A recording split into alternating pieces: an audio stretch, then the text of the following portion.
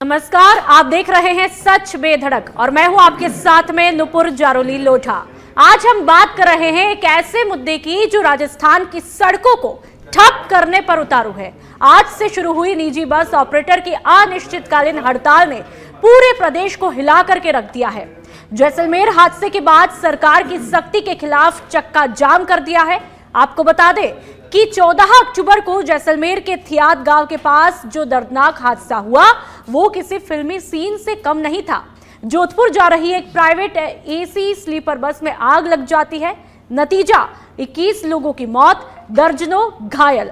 बस non AC registered थी लेकिन एसी में कन्वर्टेड। सुरक्षा मानकों की धज्जियां उड़ाई जा रही थी। अब सवाल यह है कि क्या सरकार की सख्ती जायज है या ये बस मालिकों की कमर तोड़ रही है। तो आज चर्चा इसी पर।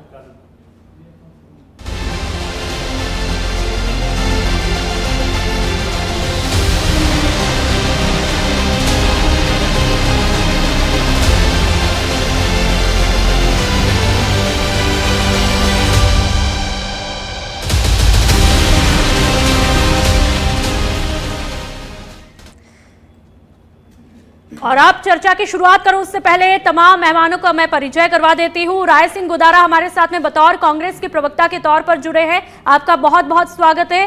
सुमित शिमाली जी हमारे साथ में बतौर बीजेपी प्रवक्ता के तौर पर मुखातिब हुए हैं, आपका भी बहुत बहुत स्वागत। राजेंद्र शर्मा जी हमारे साथ में राजस्थान बस एसोसिएशन के अध्यक्ष के तौर पर हमारे साथ में जुड़े हैं, आपका भी बहुत बहुत स्वागत है। और हमारे संवाददाता सुनील यादव सीधा मौके से जुड़ चुके हैं। तो सुनील, सबसे पहले चर्चा का रुख मैं आपके साथ में ही करना चाहूंगी। आप जहां पर खड़े हैं वहां पर क्या कुछ हालात है और इस फैसले को किस तरह से देखा जा रहा है, क्योंकि आप ग्राउंड पर हैं तो हालात को बेहतर तरीके से बता पाएंगे।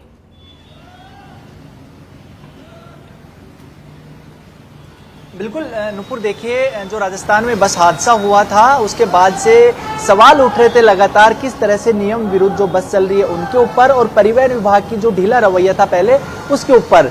आज अभी मैं सिंधी कैंप के पास में मौजूद हूं और यहाँ पर आवाजाही रोज रहती है। आज सन्नाटा पसरा हुआ है, लेकिन उससे पहले मैं बता दूं कि लगातार ये सवाल उठते रहे थे कि परिवहन विभाग को हादसे के बाद जागना नहीं चाहिए, एकाएक ऐसी कार्रवाई ना करनी चाहिए जिससे एक और समस्या क्रिएट हो जाए। आज हालात वैसे ही बने हुए हैं क्योंकि साफ तौर पर निजी बस वाले जो लोग हैं वो सीधा आरोप लगा रहे हैं कि मनमानी कार्रवाई की जा रही है, उनका जो बिजनेस है उसको ठप किया जा रहा है, उनको परेशान किया जा रहा है। यानी कोई भी समाधान एकदम से नहीं होता है, तो परिवहन विभाग को बहुत पहले ये चीजें सोचनी चाहिए थी।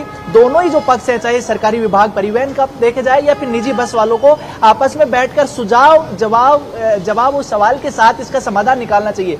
ये सारी बातें मेहमान करेंगे, लेकिन मैं आपको एक बार वो नजारा दिखा देता हूँ। यहाँ पर रोज आवाजाही रहती है, लेकिन एक तरफ तमाम वो बस देखिए, निजी बस जो एक के बाद एक कतार में खड़ी हैं, इनका चक्का जाम हो रखा है। और जो तमाम जो ऑफिसेज हैं जो निजी ट्रेवल्स कंपनी के, वो भी एक बार मैं दिखाऊंगा नुपुर। ये सामने देखिए, ये यहाँ पर रोज लोगों की आवाजाही रहती है। टिकट लेने वाले लोग हैं वो यहाँ पर लगातार बुकिंग के लिए कतारों में भी दिखते हैं, बड़ी भीड़ है वो रहती है। और अभी भीड़ और ज्यादा दिखनी चाहिए क्योंकि जो त्योहारी सीजन है वो चल रहा है। लेकिन आज साफ तौर पर सन्नाटा देखा गया। कुछ जो निजी ट्रेवल्स के जो लोग हैं वो हमारे साथ मौजूद है, एक बार बात करते हैं इनसे। देखिए, जो बस हादसा हुआ था उसके बाद में जो परिवहन विभाग कार्रवाई कर रहा है उसका साफ तौर पर विरोध है। ऐसा क्यों लग रहा है कि परिवहन विभाग है वो मनमाने जो तरीके से काम कर रहा है, मनमाना रवैया उनका है? ये जो दोनों बसों की जो आगजनी हुई है इसका हम बस ऑपरेटर को भी बड़ा दुख है, परंतु ये अब बॉडी कोड को लेके 52 और 119 के लेके जो बस ऑपरेटर पे जो जाति कर रहे हैं वो बिल्कुल गलत कर रहे हैं। क्योंकि बस का जो बॉडी कोड है 52 और 119 ये लागू होता है बॉडी बिल्डर पे। उस बॉडी बिल्डर को बस की गुणवत्ता के हिसाब से बस का टाइप अप्रूवल और नक्शा उसको पहले ARI और CIRT से पास कराना था, पर उन्होंने राजस्थान में कोई भी बॉडी बिल्डर के पास ये टाइप अप्रूवल और नक्शा नहीं था। उसके बाद जो पास करते हैं वो पास करते हैं RTO डिपार्टमेंट वाले बस को। तो जब अगर टाइप अप्रूवल नक्शा नहीं था तो फिर RTO डिपार्टमेंट जो मैकेनिकल इंजीनियर भी होते हैं और उनको सब गुणवत्ता ये बड़ी बात है कि इन बसों को आरटीओ पास करता है। जब बस पास हुई थी, परमिट उनको मिला था, तब आरटीओ कहां सो रहा था, साफ तौर पर ये कहना। लेकिन अब होना क्या चाहिए? अब ऐसा है कि ये चेक तो करना चाहिए आरटीओ को। अब ये आरटीओ डिपार्टमेंट जब ये आगजनी हुई तो बॉडी कोड 52 और 119 को लेके बस ऑपरेटरों पे जाती कर रहे हैं और 10,000 से 1-1 लाख रुपए जुर्माना कर रहे हैं, जो बिल्कुल सरासर गलत है। क्योंकि की राहत की आप जो डिमांड कर रहे हैं, किसी से बात हुई है परिवहन विभाग में? हम तो ये चाहते हैं कि भाई आगे आगजनी नहीं हो, और दूसरा क्या है कि गाड़ी के अंदर अगर कुछ सुधार करना है, कुछ समस्या है, तो हमें एक तो समझ दिया जाए। और हम ये गाड़ी के अंदर हमने उनको आश्वासन दिया है कि हम गाड़ी के अंदर फर्स्ट एड लगा देंगे, हम गाड़ी के अंदर हथौड़ी है वो कांच फोड़ने की वो लगा देंगे, हम फायर का सिस्टम लगा देंगे। हम गाड़ी के अंदर अगर आपको उस बॉडी कोड 119 के हिसाब से अगर इमरजेंसी फाटक नहीं है, इनकी समस्याएं तो हैं इमरजेंसी फाटक के अंदर इंच 2 बिल्कुल सुनील, इनकी समस्याएं अपनी जगह पर है और हमारे साथ में दूसरे मेहमान भी बने हुए हैं, तो एक बार उनका भी रुख कर लेती हूँ। सुमित जी, आपने इन लोगों का दर्द सुना है, अच्छी बात है, अच्छी मंशा है कि आप लोग कार्रवाई करना चाहते हैं, क्योंकि जो हादसे हुए वो वाकई में दर्दनाक हुए हैं, कई लोगों की जानें चली जाती है। लेकिन ऐसा नहीं लगता है बहुत देर से जागे हैं? अब तक कहां था विभाग, अब तक कहां थी सरकार? देखिए नुपुर जी, सरकार अपना दायित्व निश्चित रूप से निर्वहन कर रही है। अब जब दायित्व का निर्वहन किया जाता है तो कुछ थोड़ी सी परेशानी तो आती ही है। अब हम जनता के हित की बात थोड़ी करें परेशानी, इतने लोगों की तकरीबन 21 का आंकड़ा है, इतने लोगों की जानें चली जाती है और एक हादसा नहीं, 2 हादसा नहीं, ऐसे कई तस्वीरें देखिए, आप इसको इतनी सी परेशानी कहते हैं? आप देखिए, जो अजमेर रोड वाला जो भी एक हादसा हुआ था, तो मैं इसी चैनल पे डिबेट में था, तो बिल्कुल उस समय बात चल रही थी कि आरटीओ ने उस गाड़ी को रोकी और ड्राइवर ने उस गाड़ी को दौड़ाई और आगे जाकर के वो टैंकर में उसको टक्कर लग गई और उससे आगजनी हो गई और वहां दुर्घटना घटी थी। तो हम कहीं ना कहीं एक जगह स्टैंड तो हमको रहना ही पड़ेगा कि आरटीओ अपनी कार्रवाई करेगी, निश्चित रूप से करेगी, क्योंकि भजनलाल सरकार सख्त है, वो जनता के हित के लिए ही कार्रवाई कर रहे हैं। आज जो बिल्कुल बस एसोसिएशन आज 8500 बसें ये बंद करने की बातचीत बिल्कुल चल रही है, हम भी ये चाहते हैं कि ये बिल्कुल शांति प्रियता से और शांति रूप से वार्तालाप की जाए, और वार्ता के बाद जो नियम है आरटीओ के और जो रास्ते रोडों पर चलने के लिए जो नियम है, उन नियमों का पालन किया जाए। अब आप देखिए, जो हाई टेंशन लाइन पे गाड़ी भिड़ी थी, तो वहां पर, और जैसा कि जैसलमेर की बात करें और भी जो घटनाएं हुई उसके बाद, तो बसों की ऊंचाई, लंबाई, वहां पर उसके अलावा वहां उसके अंदर जो इमरजेंसी गेट होता है, शीशा फोड़ने के लिए जो हथौड़ा होता है, फर्स्ट एड बॉक्स होता है, अन्य तमाम 150 से अधिक जो सुविधाएं उसमें होनी चाहिए। एकदम से इतनी सख्त हो जाती है, लाइसेंस, तमाम चीजें, अवैध संचालन कैसे हो रहा है, लेकिन परमिशन तो मिलती है ना? आप लोग देर से जागे चलिए। देखिए, इसको देर से नहीं कह सकते नुपुर जी, ठीक है, सरकार सचेत है और लगातार कार्रवाई जारी है, जनता के हित के लिए ही है। सचेत की बहुत अच्छी तस्वीरें देखने को मिल रही है। सुमित जी, राजेंद्र जी इस दर्द को बहुत अच्छे से बता पाएंगे। राजेंद्र जी, क्या कुछ डिमांड है आप लोगों की? हमारी तो ये डिमांड है कि अगर किसी गाड़ी में कोई गड़बड़ पाई जाती है, मैन्युफैक्चर कोई डिफेक्ट है, उसको ठीक करने के लिए समय दिया जाए।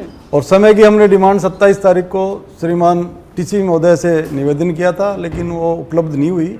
उनकी जगह एडिशनल कमिश्नर साहब ओपी बुनकर जी मिले थे और उनसे बातचीत हुई, उन्होंने टाइम देने से मना कर दिया।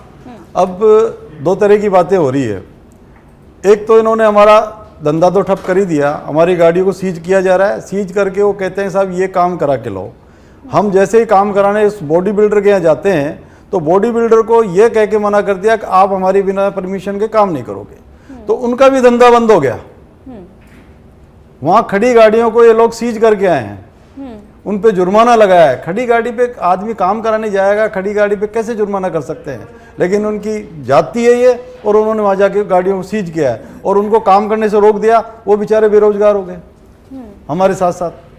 जब गाड़ी आरटीओ ने पास करी उस टाइम सारी चीज़ें देखनी चाहिए थी, वो देख के ही सारे काम करते हैं। गाड़ी के फोटोग्राफ, आप ये मॉडिफिकेशन की बात करते हैं, मॉडिफिकेशन उसको कहते हैं गाड़ी को बनाने के बाद में कुछ चीज़ चेंज करी, लेकिन गाड़ी का जब रजिस्ट्रेशन होता है तब फोटो में लगती है गाड़ी की, उस फोटो से मिलान करो उस टाइम वो गाड़ी में वो चीज़ थी और नहीं थी, फिर आप मॉडिफिकेशन के लिए करोगे ना।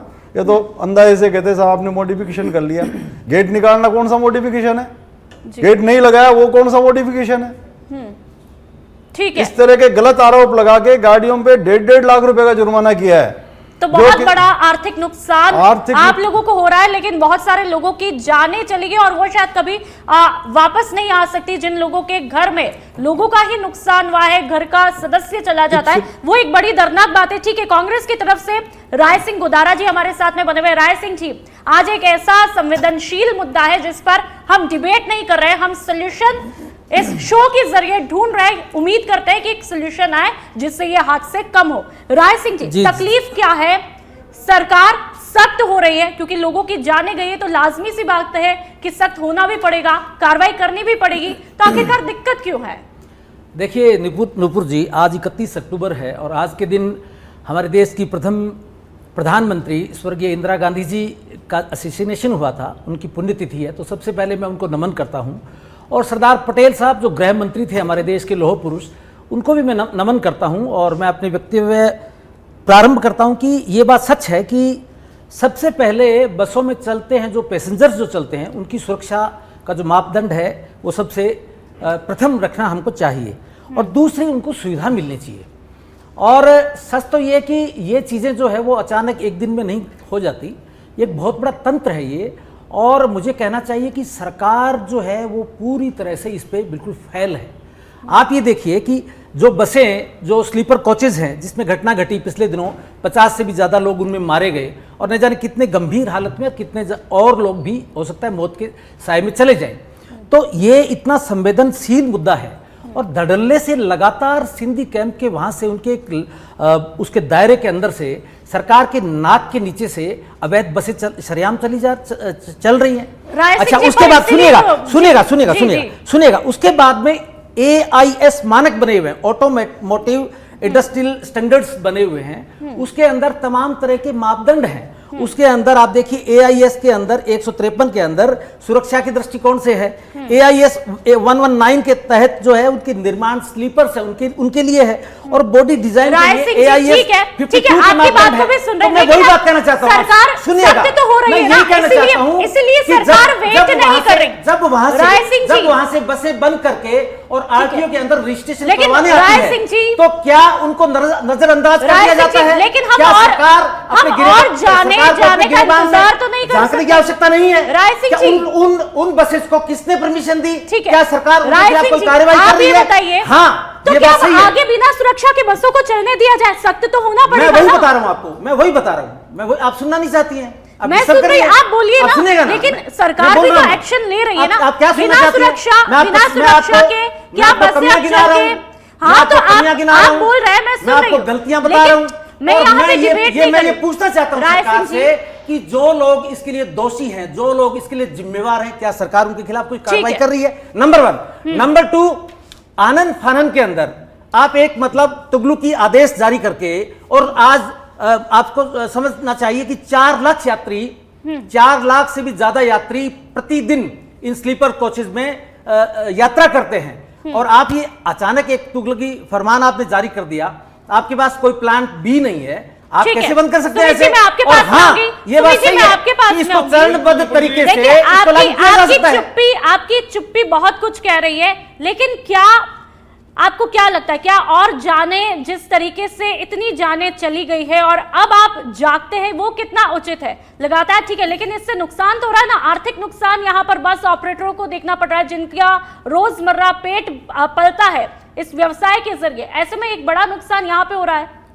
देखिए नुपुर जी, मैं सबसे पहले तो कहना चाहूँगा कि जैसा कि बिल्कुल राजेंद्र जी ने कहा कि बॉडी बिल्डर्स के लिए बात कर रहे हैं, मैं एक बात ये कहना चाहूँगा कि भारतीय जनता पार्टी की सरकार बिल्कुल तह तक जाती है कि समस्या कहाँ पर है। मैंने कहा कि RTO पूर्व में भी कार्रवाई कर रही थी, तब कार्रवाई का विरोध उस समय भी किया जा रहा था कि RTO उस गाड़ी को रोकता है और ड्राइवर उसको दौड़ा लेता है और आगे जाकर टक्कर लग जाती है गाड़ी के। लेकिन मैं कहूंगा कि कार्रवाई तो करनी पड़ेगी। पहली चीज, कितनी कार्रवाई की? मैं वही निवेदन कर रहा हूं। पहले मुझे बताइए सुमित जी, कब और कितनी कार्रवाइयां हुई? वही मैं कहना चाह रहा हूं आपको, लगातार कार्रवाई हो रही थी और अब जो कार्रवाई है वो सबके सामने है। लेकिन आज जिस प्रकार से जो पूर्व में जाने गई, उसको लेकर निश्चित रूप से कि आज व्यापार, मेरे को जानकारी बिल्कुल है और ऐसा हो रहा है कि जनता इसके लिए परेशान हो रही है, लेकिन भविष्य में परमानेंट ऐसी समस्या नहीं आए, इसके लिए सख्त कानून की आवश्यकता है। और जो आज नियम कायदे जो बनाए गए हैं, जो सुविधाएं जनता को देनी है, सुनिए, तो वो जरूरी है। वो चाहे फर्स्ट एड बॉक्स की बात हो, इमरजेंसी गेट की बात हो, शीशा तोड़ने के हथौड़े की बात हो, बॉडी जो बस की है उसकी लंबाई चौड़ाई की बात हो, और वहां पर जिस प्रकार से सिलेंडरों की आवश्यकता हो, जब ये तमाम सुविधाएं होगी तो निश्चित रूप से किसी प्रकार की कोई समस्या नहीं होगी और जनता की लिए किसी प्रकार की जब समस्या नहीं आएगी। यही भारतीय जनता पार्टी का ध्येय है और यही चाहती है, और उसी ओर हम अग्रसर हैं। और जैसा भाई साहब कह रहे हैं कि तुगलकी फरमान तो कांग्रेस जैसी देती है, खुद के गिरबा में नहीं झांकती, लेकिन ये आदत पड़ रही है कांग्रेस की, अनुशासनहीनता कांग्रेस की आदत है। लेकिन मैं एक चीज कहना चाहूंगा, जो व्यक्ति खुद तो कभी जीवन में किसी प्रकार की, लेकिन आज यहाँ सिर्फ भारतीय जनता पार्टी की सरकार, बिल्कुल माननीय मुख्यमंत्री भजनलाल शर्मा के नेतृत्व में जिस प्रकार से लगातार कार्रवाई हो रही है, ये जनता के हित के लिए है। दूसरी बात मैं ये कहना चाहूंगा, सॉल्यूशन और उपचार जो की बात चल रहे हैं कि कुछ समस्याओं को लेकर के, तो कुछ समस्याओं को हमको झेलना पड़ेगा, लेकिन जैसा आदरणीय भाई साहब कह रहे हैं कि बॉडी बिल्डर्स के पास जाकर के जहां बॉडी बनती है वहां समस्या होती है, तो आप बताइए कि वहां से परमिट जब फाइनल हो जाता है और आपकी फोटो खिंच गई और उसके बाद बॉडी बिल्डर से वहां पर उसमें 19-20 कराया जाता है, तो उस पर कार्रवाई होनी चाहिए कि नहीं होनी चाहिए? नुपुर जी, होनी चाहिए, क्योंकि बॉडी बिल्डर्स कई जगह देखा गया। और मैं आपको एक निवेदन करना चाहूंगा, ऐसा कोई ऑपरेटर सिस्टम नहीं है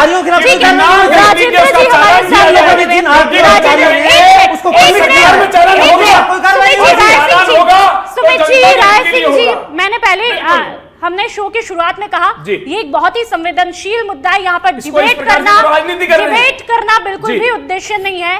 नीति होनी चाहिए, राजनीति इस शो में बिल्कुल नहीं होनी चाहिए, क्योंकि लोगों की जाने गई है। ठीक है राजेंद्र जी, मैं आप ही के पास में आ रही हूँ।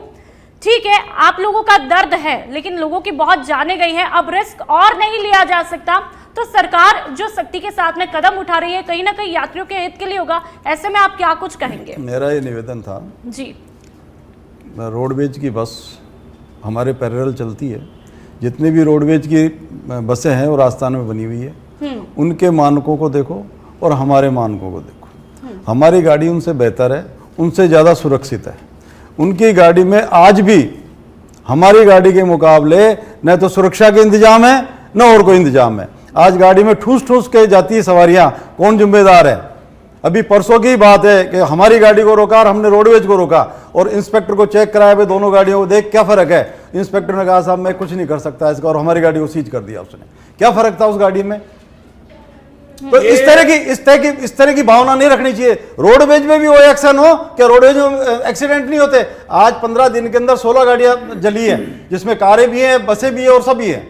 कौन जिम्मेदार है? कि कारों के लिए कौन जिम्मेदार है? बस ऑपरेटर जिम्मेदार है या मैन्युफैक्चर कंपनी जिम्मेदार है? ट्रेनों में आग लगी है, कैसे लगी है? हवाई जहाज में आग लगी है, कैसे लगी है?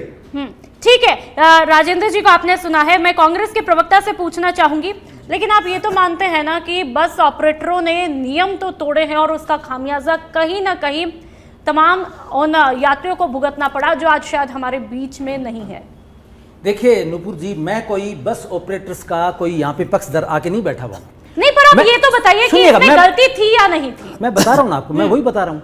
अकेले बस ऑपरेटर्स की गलती नहीं है। मेरा सवाल मतलब शुरुआत जो आपकी हमारी जो बहस या जो ये डिबेट चालू हुई है, मेरा शुरुआत से ही प्रश्न ये था कि भाई ठीक है, बस ऑपरेटर की गलती मान सकते हैं, लेकिन उन बस ऑपरेटर्स को आरटीओज ने परमिशन दी है ना, परमिट जारी किया है ना उनका, तो उस समय उसके दौरान के अंदर जो मापदंड निर्धारित किए गए हैं एआईएस के द्वारा, क्या उनको चेक किया गए थे?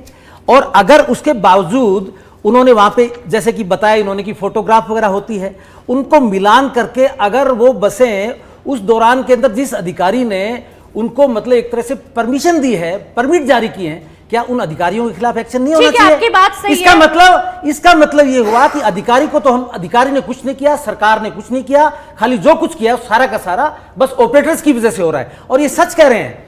निश्चित तौर पे पैरेलल आपकी जो संस्था है आरएसआरटीसी रोडवेज जो संस्था है आपकी, उसके अंदर भी बहुत सारी कमियां हैं जिनको भी दुरुस्त करना चाहिए। मैं आपको दूसरी बात बोलता हूं, पिछले दिनों आपने देखा कि सारी की सारी बसें जो है पूरे राजस्थान के अंदर या अन्य प्रदेशों में भी सारी की सारी बसें सिंधी कैंप से चलती थी।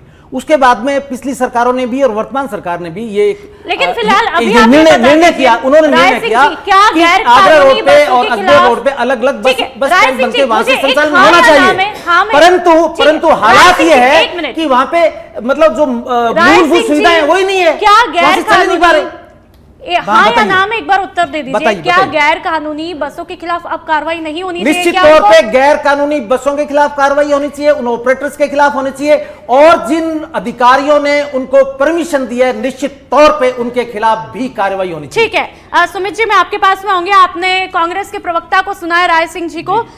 मैं मेरी बात नहीं कर रही हूँ, संगठन क्या कह रहा है उसकी बात कर रही हूँ। संगठन का कहना है कि कमी है तो सुधारने के लिए समय दे, सरकार और विभाग की एक तरफा कार्रवाई है, यह आरोप लगाया है। अब आप क्या कहेंगे? देखिए, जैसे कांग्रेस के प्रवक्ता जी ने भी कहा कि कार्रवाई होनी चाहिए, ऑपरेटर्स के लिए भी कार्रवाई होनी चाहिए, और जो गाड़ियों में नियम का उल्लंघन कर रहे हैं उस पर भी कार्रवाई होनी चाहिए। चलो, ये तो धन्यवाद है कि ये इस बात को स्वीकार कर रहे हैं कि भारतीय जनता पार्टी जो कार्य कर रही है वो अच्छा कार्य कर रही है, तो ये इसके लिए मोहर की बात नहीं है, कार्रवाई लगातार कर रही है। और जैसा अध्यक्ष जी ने भी कहा, मैं देखिए आपकी बात को पूरा क्लियर कर रहा हूं, एक बार प्लीज अनुशासन बनाइए, रखिए। बिल्कुल, अभी आपने कहा वो आपने उसको मोहर लगा दी, तो ये भारतीय जनता पार्टी तो बिल्कुल निश्चित रूप से कह रही है, और सरकार लगातार कार्रवाई कर रही है। और यहां पर अभी लगातार बिल्कुल 3 गवाह भी हैं और टीवी पे लाइव चल रहा है, सब स्पष्ट है। इसके अलावा मैं कहना चाहूंगा कि जैसा भाई साहब कह रहे थे कि रोडवेज, आप एक अनुपात देखिए, अभी जितनी जो दुर्घटनाएं घटी है रोडवेज और अनुपात या उसका वैकल्पिक व्यवस्था देखे प्राइवेट, तो सारी जो हरकतें हुई है, जो दुर्घटना हुई है, प्राइवेट्स में हुई है। और अधिकतर एक मानव प्रवृत्ति या वैसा देखा जाए तो वहां पर उन्होंने अपने निजी लाभ के लिए बसों में ज्यादातर सवारियां भर के और सुविधाओं को ध्यान में नहीं रखते हुए, स्पीड लिमिट को ध्यान में रखते हुए, और लगातार भारतीय जनता पार्टी की सरकार ने, आरटीओ ने, पुलिस ने कार्रवाई की। लेकिन जब कार्रवाई के बावजूद भी जो दुर्घटनाएं घटी, लेकिन निश्चित रूप से अब जो कार्रवाई हो रही है वो बहुत ही सख्त कार्रवाई है, जनता के हित के लिए है और उन ऑपरेटर्स के हित के लिए भी है। अब ये कह रहे हैं कि समय दीजिए। सुमित जी, आप टाइमिंग देखिए, टूरिस्ट सीजन अब शुरू हो चुका है, और ऐसे में क्या हादसों का इंतजार कर रहे थे आप लोग? फिर कार्रवाई की शुरुआत की, पहले कर लेते आप लोग कार्रवाई। ऐसा तो है नहीं कि आपके विभाग को और आप लोगों को पता नहीं होगा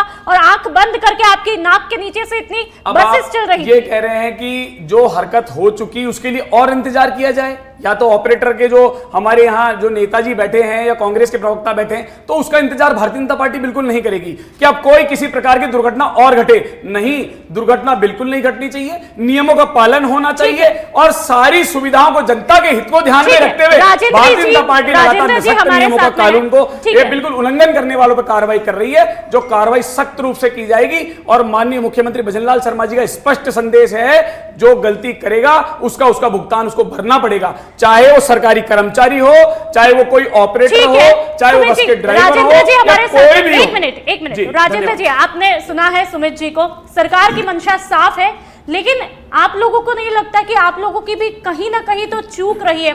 ऐसे टाइम में आप लोगों ने किसी जिम्मेदारों को बोला है कि इस तरह से अवैध तरीके से बसेस चल रही है? आप लोगों ने कहीं अपनी शिकायत देखो, पहले तो मेरा विरोध यह है कि जो आप भी बोल रहे थे और आप भी बोल रहे थे, अवैध शब्द किसको बोलते हैं? जो गाड़ी अनरजिस्टर्ड है, जिसका परमिट नहीं है, उसको अवैध बोलते हैं। हमारी गाड़ियों के पास में परमिट भी है और रजिस्ट्रेशन भी है, फिर किस उसमें अवैध बोल रहे हैं आप? इसका बहुत सारी जगहों पर अवैध जो बसेस है वो चल रही है। मैं सिर्फ आपकी बात नहीं कर रहा हूं। नहीं चल रही होगी, नहीं बहुत सारी चल रही है। नहीं चल रही, अवैध शब्द ही अलग है। कैसी बात करते हैं? मुद्दा ये पर्सनल नहीं है, नहीं, पर्सनल नहीं, पर्सनल नहीं, आप ही को लेके की बात नहीं हो रही। मैं डिबेट के लिए पर्सनल नहीं आया हूं। राजस्थान के तमाम आवाम की सुरक्षा के लिहाज से ये मुद्दा हमने उठाया। आप अपनी बात गारंटी दे रहे हैं कि बस अवैध नहीं है, अवैध नहीं है, जिसका रजिस्ट्रेशन है वो अवैध नहीं है, परमिट है जिसके पास में अवैध नहीं है। आपकी बात नहीं हो रही है ना यहाँ पे राजेंद्र जी? नहीं, मैं मेरी पर्टिकुलर कर ही नहीं रहा, मैं तो संस्था की तरफ से आया हूं। ठीक है, हाँ आप बोलिए। तो मेरा ये कहना है, कोई गाड़ी मान लो कोई ऑब्जेक्शन है, आपको किसी तरह का परेशानी है, डिपार्टमेंट को परेशानी है कि साहब आपका गेट ये नहीं निकल रहा है, ये नहीं है, उसको ठीक करने का समय तो आप दोगे। राजेंद्र जी अच्छा मैं एक और अरे एक मिनट सर, एक मिनट और बताऊं। 153 की जो आप बात करें वो 1 सितंबर से लागू हुआ है, इस 1 सितंबर से। उससे पहले जो गाड़ियां बन गई उनका क्या होगा? उन गाड़ियों में तो जैसे पहले 7.14 क्या लगता था राजस्थान में, मॉडिफाई हो सकती है। नहीं होती है ना मॉडिफाई सर, मॉडिफाई नहीं हो सकती गाड़ी। मॉडिफाई तो उसमें कह रखा है कि मॉडिफाई कर ही नहीं सकते आप, किसी को ज्वाइंट नहीं कर सकते, किसी को तोड़ नहीं सकते। आपके स्लीपर बन गए 70 इंच के, 70 इंच के रहेंगे, सही अकॉर्डिंग टू दी रूल, मॉडो नहीं नियमानुसार मॉडिफाई की, उसमें सुधार की जा सकती है। मैं उस मेरा दृष्टिकोण सुधार को भाई साहब मैं वो कह रहा हूं। ठीक है राय सिंह जी, मैं आपके पास में आऊंगी जी। आपकी सरकार होती तो क्या सोल्यूशन होता? क्या आप लोग कार्रवाई नहीं करते? देखिए मैडम, जो पैसेंजर्स है उनकी दो चीजें हैं, एक तो है सुरक्षा और दूसरी है सुविधा। सरकार को उनकी सुरक्षा देना चाहिए सबसे पहले, और उनको सुविधा भी देना चाहिए। अब सवाल यह है कि आज प्रतिदिन उन स्लीपर बसेस के अंदर 4 लाख जो है पैसेंजर्स रोज ट्रेवल करते हैं। तो अगर अचानक से इस तरह से बंद किया जाना, अभी तो इन्होंने हड़ताल की चेतावनी दी है, उसके बाद में 3 दिन बाद में ये चक्का जाम करेंगे। तो मेरे कहने और उसके अंदर आप देखिए कि जो तमाम तरह की ग्रामीण सेवा की बसेस भी आ जाएंगी, उसके अंदर स्कूल बसेस भी आ जाएंगी, उसके अंदर और तमाम तरह की जो मतलब इनकी जो बसेस हैं वो सब आएंगी। तो आप ये मान के चलिए कि निश्चित तौर पे जनता को उससे बहुत ज़्यादा असुविधा होने वाली है। इसलिए इनको चाहिए क्या, सरकार को, कि निश्चित तौर पे सुरक्षा मापदंड ये तमाम चीजें लागू करनी चाहिए। बहुत शुक्रिया राय सिंह जी, सुमित जी, क्योंकि समय हमें अपना अगला शो भी शुरू करना है। राय सिंह जी, सुमित जी, राजेंद्र जी, बहुत बहुत शुक्रिया।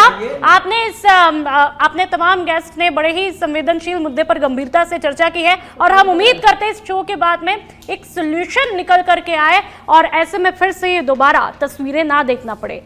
और इस शो में फिलहाल इतना ही, बाकी आप देखते रहिए सच बेधड़क। नमस्कार।